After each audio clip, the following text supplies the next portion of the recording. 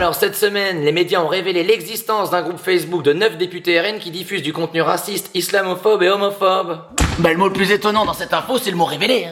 Écoute ça, Greenpeace a volé la statue d'Emmanuel Macron au musée Grévin. Bah pour une fois que c'est le peuple qui vole un président et pas l'inverse.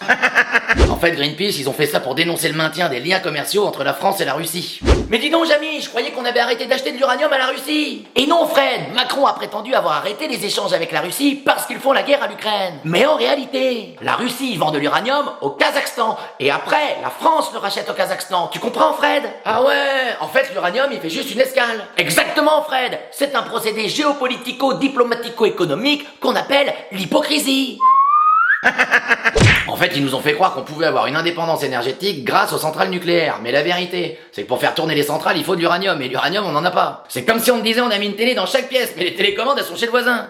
Après, heureusement que c'est le seul pays en guerre avec lequel on fait du commerce. Ah bah non, écoute ça. La France s'apprête à livrer des équipements pour mitrailleuses vers Israël. Alors attention, faut aussi prendre du recul sur ce qu'on peut lire dans la presse. Le gouvernement, il a immédiatement démenti cette information. Et alors techniquement, le gouvernement, il a pas tort. La France ne vend pas d'armes à Israël. Ils vendent seulement des pièces détachées qui permettent de fabriquer des armes. Oh pardon. Et ça n'a rien à voir. Attends, chacun ses responsabilités. Moi, je te donne des œufs, du lait, de la farine. Après, si toi, tu fais des crêpes, c'est ton problème.